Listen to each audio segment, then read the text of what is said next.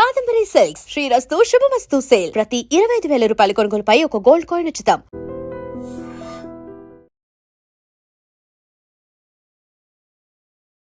నమస్కారం, welcome to I dream. ధర్మ మార్గం విత్ విజిత కార్యక్రమానికి స్వాగతం.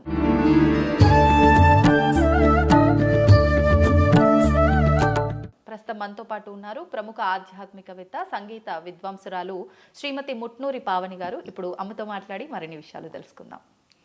నమస్తే అమ్మా. ఆశీస్సులమ్మా. థ్యాంక్ యూ అమ్మా, థ్యాంక్ యూ వెరీ మచ్. అమ్మ, మనకు ఈ డిసెంబర్ మాసంలో అంటే మనకి డిసెంబర్ 16 తర్వాత నుంచి మార్గశిర పౌర్ణమి తర్వాత నుంచి మనకు మార్గశిర మాసం అయిపోయి ధనుర్మాసంలోకి మనం అడుగు పెట్టబోతున్నాం. ధనుర్మాసంలో విశేషంగా స్వామివారికి సంబంధించి ఉత్తర ద్వార దర్శనము అని ఆ ఏకాదశి నుంచి మనకు ఒక వారం రోజుల పాటు కూడా ఈ విశేషాలన్నీ కూడా జరుగుతూ ఉంటాయి. అది నాకు తెలిసినంత వరకు డిసెంబర్ 30న ప్రారంభం అనుకుంటానమ్మా. అసలు ఏంటి ఈ ద్వార దర్శనానికి విశేషం ఏంటి? ఆ రోజుల్లో స్వామిని ఏ రకంగా ఆరాధించవచ్చు అంటే ఇవన్నీ ఇప్పుడు మేము వింటున్నాము. ఓహో, ఈరోజు ఇదా అనుకుంటున్నాము, ఈ రోజున వెళ్ళి స్వామిని ఈ ద్వారం గుండా దర్శనం చేసుకుంటే విశేషమైన అనుగ్రహము అని అనుకుంటున్నాం. మీ కాలం నుంచి కూడా ఇవన్నీ ఆచరించేవారా? ఇవన్నీ అప్పటి నుంచి ఎలా వస్తున్నాయో అలాగే వెళ్తున్నాయా? వాటి గురించి తెలియజేయండి. ఆ రోజుల్లో ఇవన్నీ తప్పకుండా బాగా ఆచరించేవాళ్ళే కాబట్టే కొంతమందికి తెలుసు. మరి అయితే ఇప్పుడు వైకుంఠ ఏకాదశి అంటున్నాం. ఇప్పుడు ఈ వైకుంఠ ఏకాదశికి వచ్చేటప్పటికి సరే, విష్ణుమూర్తి, ఈ ఏకాదశి విశిష్టత ఇవన్నీ మనం చెప్పుకుంటాం అనుకో. ఫస్ట్ ఏమిటంటే ఏకాదశి ద్వాదశికి కూడా చక్కగా స్నానం చేయటం అదొకటి ఉంది. వైకుంఠ ఏకాదశికి సంబంధించిన విషయం.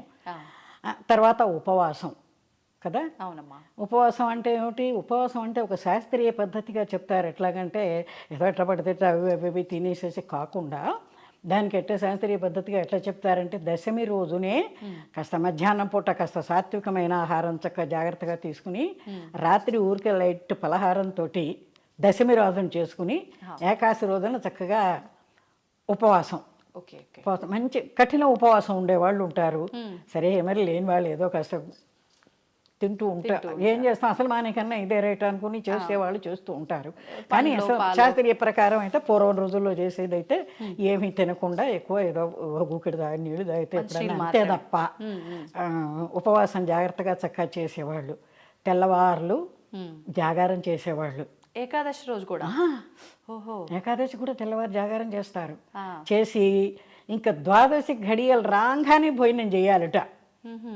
ఇప్పుడు మామూలుగా అయితే ఏదో సాయంత్రం దాకా ద్వాదశి ఉంది కాబట్టి మధ్యాహ్నం ఎప్పుడో తినచ్చులే అనుకుని చేసేవాళ్ళు ఉన్నారు కొంతమంది. కానీ శాస్త్రీయ పద్ధతి అయితే ఏమిటంటే పొద్దున 6 గంటలకి ద్వాదశి ఘడియలు వస్తున్నాయి అనుకో, అప్పుడే తినేసేయాలట. మేము తినలేవు, మాకు అలవాట్లేదు, మేము తినలేము అంటే కుదరదు. ద్వాదశి గడియలు ప్రారంభంగానే భోజనం చేసేయాలట. తర్వాత చూద్దాం 6ంటికి అయిందంటే తినలేములే అని అనుకుంటే, శాస్త్రీయంగా చేద్దాం అనుకుంటే పద్ధతి అది. ఓకే, సరే, ఇలా అనుకుంటే అది వేరే సంగతి. ఇప్పుడు ఏకాదశి రోజు అన్నం ఆహారం తినకూడదు అనడానికి కూడా ఒక రీజన్ ఉందంటమ్మా. అదేంటి? అదే దానికి కూడా ఎందుకంటే ఇప్పుడు మిగతా రోజుల్లో అంతా ఏమిటంటే రకరకాల వంటల్లో రకరకాలుగా చేసుకుని పిండి వంటలు అవి ఇవి ఇవి తిని 15 రోజులు బాగా ప్రతి నెలలో 2 ఏకాదశులు వస్తాయి. అవును, బాగా తింటూ ఉంటారు. ఒక రకంగా మన వైద్యపరంగా ఆలోచించేటప్పటికీ ఇన్ని రోజులు ఇంత బాగా తిన్న వాళ్ళకి ఒక రోజున ఏకాదశి రోజున అటు ఉపవాస పుణ్యం ఉంటుంది, ఇటేమో ఆరోగ్యరీత్యా కూడా బాగుంటుందని ఒక రోజున మానేసేస్తే మంచిది అనేది ఒక వైద్యరీత్యా కూడా చెప్తారు. దీనికే మన చిన్నతనంలో ఒక హాస్యంగా ఒక భక్తురాలు అన్నీ చేయాలని ఆవిడకి ఆశ. కానీ ఏమీ చేయలేని తన దుర్బలత్వాన్ని బయట పెట్టుకుంటూ భగవంతుని ప్రార్థిస్తూ ఒక పాట పాడుతుంది. ఏ పాట? అది పాడు వినిపించనా? పాడండి. రక్షించరా రాధా కృష్ణ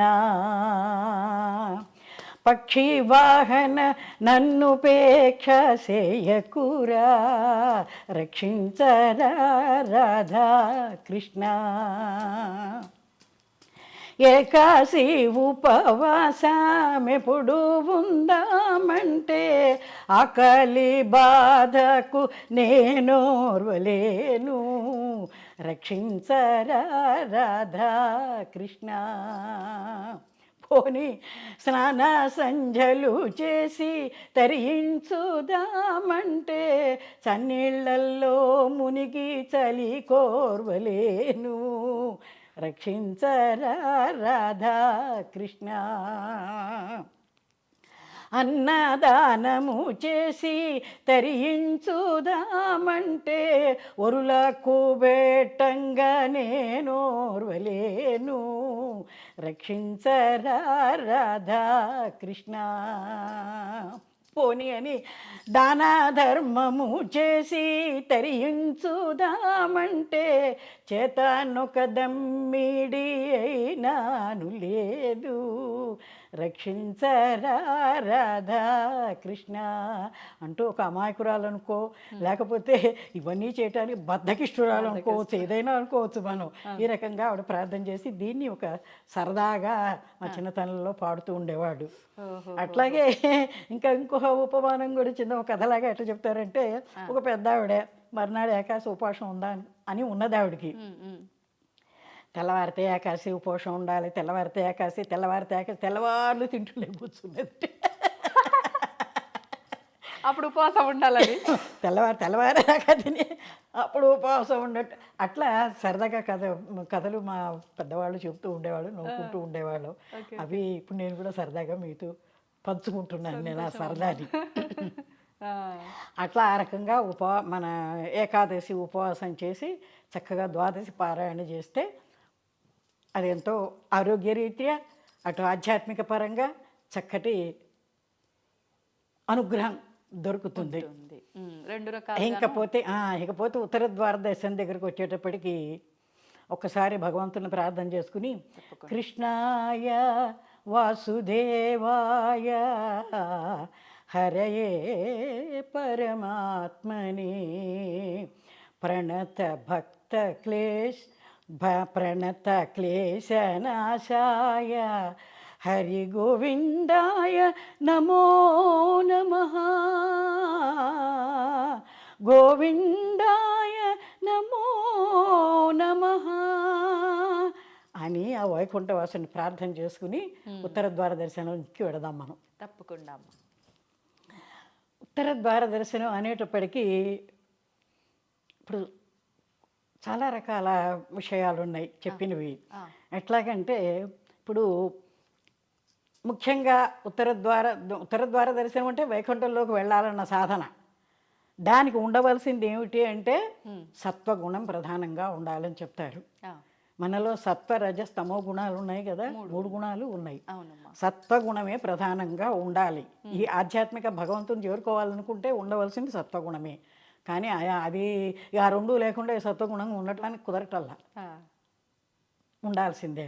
వీటికి ఉపమానంగా ఒక కథ ఎట్లా చెప్పారంటే, సనకసనందనాది మహర్షులు ఒకసారి విష్ణుమూర్తిని వైకుంఠానికి వెళ్ళి భగవాను చూడాలనుకుని వెళ్ళినప్పుడు జయ విజయులు ఇద్దరు కాపలా ఉంటారు కదా, వాళ్ళు అడ్డుకున్నప్పుడు ఏమిటి వాళ్ళిద్దరు ఏమిటి, మహర్షులు ఏమో సత్వగుణ సంపన్నులు, వాళ్ళిద్దరు వచ్చేటప్పటికి రజస్తమో గుణాల వాళ్ళు.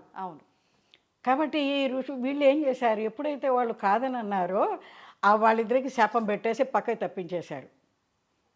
అంతే కదా, వాళ్ళిద్దరికి శాపం పెట్టేశారు. అప్పుడు ఏమవుతున్నది, భగవంతుడు అరే సనందనాది మహర్షులు వచ్చారు, వీళ్ళేమో ఇది చేశారు, వాళ్ళకి శాపం పెట్టాడు. మరి అది కూడా భగవంతుడు, వాళ్ళకి శాపం పెట్టడం అనేది కూడా భగవంతుడు కూడా ఒక ప్రాబ్లమే. అంతే. దానికోసం ఆయన వీళ్ళ కోసం పరిగెత్తుకొచ్చాట. ఎవరి కోసం? సనకసనందనాది మహర్షుల కోసం. అంటే ఇక్కడ ఏం తెలుస్తుంది మనకి, సత్వగుణం ఉన్న వాళ్ళ దగ్గరికి భగవంతుడు పరిగెత్తుకొస్తాడని తెలుస్తోంది. అవునమ్మా. కాబట్టి అంటే అది మహర్షులైనా సామాన్యులైనా అలాంటి గుణం కలిగిన వారు. మహర్షులకి ఎటు సత్వగుణం సామాన్యంగా ఉంటుంది, వాళ్ళు చెప్పుకోకర్లేదు. కానీ వాళ్ళకు కూడా వచ్చిన వాళ్ళు ఉన్నారు. విశ్వామిత్రులు లాంటి ఋషులు లేరు. అమ్మో, వాళ్ళది విశ్వామిత్ర గోత్రం అంటారు. అంటే కోపిష్టి వాళ్ళుగా ఉంటారు అందులో. కాబట్టి సత్వగుణం ప్రధానంగా ఆ భగవంతుని మనం రప్పించుకోవటానికి అది ఉండాలన్నమాట. కాబట్టి మనలో ఉండే ఈ రజస్తమో గుణాలని మనం ఎప్పుడైతే తోసేస్తామో మనకు భగవంతుడు అందుబాటులో ఉంటాడు. Okay okay. అనేది ఒకటి. ఇది వైకుంఠ ద్వార వైకుంఠానికి వెళ్ళడానికే కదా వెళ్ళారు వాళ్ళు ఋషులు. అవును. అట్లాగే ఇంకో విషయానికి వచ్చేప్పుడు ఇంకో కథ ఏం చెప్తారంటే విష్ణుమూర్తి బ్రహ్మదేవుని సృష్టించి మరి ఆయనకేమో వేద విజ్ఞానాన్ని, ఆ రోజుల్లో పుస్తకాలు లేవు కదా, ఇప్పుడంటే పుస్తకాలు చేస్తున్నారు వేదాలన్నీను, అప్పట్లో పుస్తకాలు లేవు కాబట్టి వేద విజ్ఞానాన్ని ఆయనకి ఉపదేశం చేసే బ్రహ్మదేవుడికి చెప్పి నువ్వు సృష్టి చేయమన్నాడు. ఆయన దగ్గర నుంచి ఈ విష్ణుమూర్తి గారి చెవిలో నుంచి వచ్చిన మధుకైటపులు అనే రాక్షసులు ఇద్దరు ఆ వేద విజ్ఞానాన్ని ఎత్తుకుపోయారు వాళ్ళు. ఓ. ఎత్తుకుపోయేటప్పటికి సరే ఇప్పుడు బ్రహ్మదేవుడు చూసుకుని అయ్యో ఇప్పుడు ఎట్లా చేయాలి, నేను సృష్టి ఎట్లా చేయాలి, నా విజ్ఞానం కాస్త వెళ్ళిపోయింది, ఏం చేయాలని వెతుక్కుంటూ విష్ణుమూర్తి దగ్గరికి వచ్చేసేసి ఇట్లా జరిగింది, ఇప్పుడు నేను ఏం చేయాలని చెప్పి ఆయన్ని అడిగితే సరే విష్ణుమూర్తి ఏం చేస్తారంటే ఈ రాక్షసుల్ని ఇద్దరిని ఎందుకర్రా ఆయన దగ్గర నుంచి ఆ వేదాలు తెచ్చుకున్నారు, మీరు ఏం చేసుకుంటారా ఆయనకి ఇచ్చేయండి అని చెప్పాట పాపం మంచిగా. చెప్తే వాళ్ళేమో మేమేమో బొమ్మన్నట్టు వాళ్ళు. అప్పుడు ఈయన మీకు కావాల్సిన వరం ఏదన్నా నేను ఇస్తాను, అదైతే ఆయనకి ఇవ్వండి, మీరు ఏది కోరితే అది వరం ఇస్తాను నేను, ఆయనకి ఇవ్వండి అని విష్ణుదేవుడు అనేటప్పటికీ వాళ్ళు ఏం చేశారట, ఆయన నువ్వేంటి మాకు వరం ఇచ్చేది, సరే నువ్వు మాతో యుద్ధం చేయి, మేము కోరేది ఏమిటంటే నువ్వు మాతో యుద్ధం చేయి, తర్వాత చూద్దాం వేదాల సంగతి అన్నట్టు వాళ్ళు. నెల రోజులు యుద్ధం చేయమన్నారట. నెల రోజుల పాటు. దేవి భాగవతంలో అయితే ఈ మధుకైటపులు 5,000 సంవత్సరాలు స్వామితో యుద్ధం చేసినట్టుగా ఉన్నది. 5,000 ఈ వేదాలు తీసుకురావటం కోసరం అట్లా. సరే ఈ మేము నాతో యుద్ధం చేస్తే అప్పుడు సంగతి చూద్దామని సరే విష్ణుమూర్తి యుద్ధం చేసేసి వాళ్ళని చంపేశాడు. చంపేసిన తర్వాత పాపం ఈయనకి జాలేసిందిట. పాపం వాళ్ళ అమాయకులు సరే లేదు వీళ్ళకి కాస్త మోక్ష ప్రాప్తి ఇద్దామని చెప్పి వీళ్ళ కోసం వైకుంఠ ద్వారం తెరిచారట విష్ణుమూర్తి మొదటిసారి. మధుకైటపుల కోసరం వీళ్ళని చంపేసిన తర్వాత, అంతకుముందు ఏమైనా జరిగినాయేమో తర్వాత, వీళ్ళ విషయానికి వచ్చేటప్పటికి వీళ్ళ కోసం తెరిచాట ఆ వైకుంఠ ద్వారం, ఉత్తర ద్వారం. Okay okay okay. తీసుకెళ్ళి వీళ్ళ లోపలికి తీసుకెళ్ళాట. తీసుకెళ్ళేటప్పటికి అక్కడంతా మరి విష్ణుమయం విష్ణుమూర్తి ఆకారాల్లో ఉన్నారు అందరూ, చాలా ఆనందంగా ఉంది, ఎంతో ఇదిగా ఉందిట, వీళ్ళకి చాలా నచ్చిందిట. అరే రే మనం ఎంత పొరపాటు చేసాము, మనం ఈ చేసిన పనులన్నీ తప్పుడు పనులే చేశాం కదా, వేదాలను సంవరించాము, ఆయన్ని యుద్ధం చేయమన్నాం, దేవుడితో ఆయనతో మనం యుద్ధం చేశాము, వీళ్ళు మనం చాలా తప్పు పనులు చేశాము, అయితే ఒక పని చేద్దాం, ఆయన మనకి వరం ఇస్తానన్నాడుగా, అంటే నువ్వేమిటి ఇచ్చేది పొమ్మన్నా, మనమేను పొగరు కొద్దీను, కాబట్టి ఆ వరం ఇప్పుడు అడుగుదాం. ఏమిటి అంటే స్వామి మరి మమ్మల్ని మీ ఈ వైకుంఠ ద్వారాలు ఉత్తర ద్వారం తెరిచారు కదా, లోపలికి తీసుకెళ్ళారు కదా, ఆ ద్వారాల దగ్గర మమ్మల్ని ఇద్దరినీ పెట్టండి శాశ్వతంగా. అక్కడ పెడితే ఏమిటంటే ఇప్పుడు మిమ్మల్ని చూడటానికి వచ్చే వాళ్ళందరూ ముందర మమ్మల్ని చూస్తారు కదా, మమ్మల్ని చూసినప్పుడు మన కథ అంతా తెలుస్తుంది కదా వాళ్ళకి, ఆ రకంగా మేము లోకంలో ప్రసిద్ధి చెందుతాం, పేరు వస్తుంది మాకు. అదైపోయిన తర్వాత మరి ఇంతటి రాక్షసుల్ని భగవంతుడు కరుణించి వాళ్ళ ద్వారపాలకులు అక్కడ ఉండేందుకు ఆ స్వర్గాన్ని ఆ వైకుంఠాన్ని తీసుకెళ్ళాడు విష్ణుమూర్తి అని, నీకు కూడా పేరు వస్తుంది, స్వామికి పేరు అదే నీకు కూడా వస్తుంది, పేరు వస్తుంది అని. ఇంకోటి ఏమిటంటే మమ్మల్ని అక్కడ పెట్టారు, సరే మీకోసం వచ్చేవాళ్ళని, అదే మీ దర్శనం కోసం వచ్చేవాళ్ళు ఉంటారు కదా, అవును, వాళ్ళందరికీ కూడా ముక్తిని ప్రసాదించు, మమ్మల్ని తలుచుకుంటారు, నిన్ను తలుచుకుంటారు, నీ దర్శనం చేసుకుంటారు, వాళ్ళందరికీ ముక్తిని ప్రసాదించు అని. అంటే నిస్వార్థంగా వాళ్ళ వరకే కాకుండా లోకంలో మరి దేవతలు ఏమిటి మానవులు ఏమిటి అందరూ దర్శనం చేసుకోవటానికి చెప్పి వాళ్ళందరికీ నువ్వు ముక్తి తప్పకుండా ఇవ్వు, మా కోసం, ఇప్పుడు మా పేరు కూడా బయటకు రావటం కోసం నువ్వు వాళ్ళకు ముక్తి ఇవ్వాల్సిందే అన్న విధానంగా వాళ్ళు ఆయన్ని ప్రార్థిస్తారు ఆయన్ని. సరే ఆ రకం సరేనని అప్పుడు విష్ణుమూర్తి సరే ఒప్పుకున్నాలే అని వాళ్ళని ద్వారపాలకులుగా ఆ ఉత్తర ద్వారం దగ్గర పెట్టారట. ఇంకా ఏమిటంటే విశేషం, ఉత్తర ద్వార దర్శనం అంటున్నాం. ఉత్తర అనేటప్పటికీ ఒకమైన ఉన్నత స్థితికి వెళ్ళే అర్థం ఉంటుంది దానికి. ఓహో, కాబట్టి ఇప్పుడు మనం సామాన్యులం, అవునమ్మా. మనబోటి వాళ్ళం అందులోకి వెళ్ళటం అనేటప్పటికీ మనకి ఉన్నత స్థితి రావాలంటే ఆ ద్వారంలోంచి వెళ్ళాలి. ఉత్తర ద్వార దర్శనం అంటే మన ఉన్నతిలోకి తీసుకు వెళ్ళేటటువంటి ద్వారం అది. ఓకే. అదే ఆ రకంగా అదొకటి చెప్తారు. తర్వాత వైకుంఠం అనేటప్పటికీ కుంఠము అంటే నశించనిది. వైకుంఠం అంటే దాన్ని నశింపు లేదుట. ఈ ప్రళయం వచ్చి ఇవన్నీ మునిగిపోయినా చేసినా కూడా అది మాత్రం మునిగిపోదుట. అందుకనేది వైకుంఠం అనే దానికి పేరు వచ్చింది. కాబట్టి ఇప్పుడు ఆ వైకుంఠ ఇప్పుడు విడిగా కూడా గుళ్ళల్లోకి వెళ్ళి చూడలేని వాళ్ళు ఉంటే ఇళ్లలో కూడా పెట్టుకుని ఉత్తర దిక్కుగా దేవుణ్ణి పెట్టుకుని అట్లా దర్శనం చేసుకుంటూ ఉంటారు. అట్లా చేయొచ్చు అంటారమ్మా? చెప్పారు, వాళ్ళు అడిగారు పెట్టుకుంటారు. కాబట్టి మేము అక్కడికి వెళ్ళాలి కదా, మరి వీళ్ళు కూడా ఇప్పుడు సాక్షాత్తు విష్ణుమూర్తి ఉన్న వైకుంఠానికి వెళ్ళినప్పుడే ద్వారం దగ్గర పెట్టుకున్నప్పుడు అదే రీతిగా అన్ని చోట్ల ఉండాలి కదా. అందుకోసమని కాస్త పెద్ద పెద్ద ద్వారాలు పెట్టుకోమని చెప్పు వాళ్ళకి చెప్పేట. ఎందుకంటే మీరు రాక్షసులు కదా, ఇవన్నీ జోకులుగా చెప్పినట్టుగా వాళ్ళు అడిగారు. నిజమే, జోకులు కాదు. అటువంటి ఉన్నతమైన స్థితికి తీసుకువెళ్ళేటటువంటి విశేషమైనది ఉత్తర ద్వార దర్శనం. అంటే కానీ ఉత్తర దిక్కు కానీ కాదు. ఇప్పుడు అంటే ఉన్న స్థితి నుంచి ఉత్తమ స్థితికి తీసుకెళ్లేది ఈ వైకుంఠ ద్వార దర్శనం. విశేషంగా ధనుర్మాసంలోనే ఎందుకనమ్మా? ధనుర్మాసంలోనే వస్తుంది అది. అదే అంటే అప్పుడు జరిగింది, వాళ్ళు అడిగింది అన్ని తర్వాత ఉత్తరాయణ ప్రవేశం అదంతా వస్తుంది కదా, అదే ధనుర్మాసంలోనే వస్తుంది. కాబట్టి ఆ వైకుంఠ ఏకాదశి అని దానికి మొదటి నుంచి ఎన్నో ఏకాదశులు ఉన్నాయి కదా. వాటిల్లో తొలి ఏకాదశి ఒకటి, ఆషాఢ మాసం 24 ఏకాదశి ఆకామావై అంటారు. అది సముద్ర స్నానాలకి తొలి ఏకాదశి. తర్వాత వచ్చి భాద్రపద ఏకాదశిట. తర్వాత వచ్చి కార్తీక ఏకాదశి, ఈ మార్గశిర ఏకాదశి. ఈ వీటిని ఇంకా విశేషంగా చెప్తారనమాట. తొలి ఏకాదశి రోజున ఆయన నిద్ర అనే నిషతోటి వెడతారు కదా, చాతుర్మాస దీక్ష అని చెప్పి వెడతాడు. మనకి కార్తీక మాసం వచ్చేప్పుడు క్షీరాబ్ది ఏకాదశి అని అనుకుని చేసాం. అప్పుడు ఆయన లేవడుట, ఊరికే ఇటు నుంచి అటు పక్కకు ఒత్తికెళ్తాడట విష్ణుమూర్తి. అదక్కడ విశేషం. ఇప్పుడు కళ్ళు తెరుస్తాడట. ఈ వైకుంఠ ఏకాదశికి కళ్ళు తెరిచి తన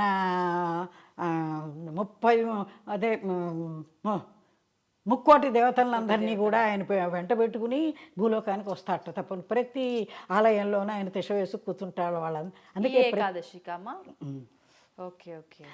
అందుకే ఈ ఏకాదశికి అన్ని చోట్ల వైష్ణవ ఆలయాలన్నీ వెలిగిపోతూ ఉంటాయి. తెల్లవారుజామున లేచి పూజలు ఇవి చేస్తూ ఉంటే మా చిన్నతనంలో దూలిపూళ్ళ మా తాతగారు వాళ్ళు వింటూ ఉంటే గోపాలస్వామి గుడి ఒకటి ఉండేది, పెద్ద ఢంకా ఉండేది అక్కడ. ఆ ఢంకాని కొట్టేవాళ్ళు, ఢామ్ ఢామ్ అని కొడితే ఊరంతా వినిపించేది అనమాట.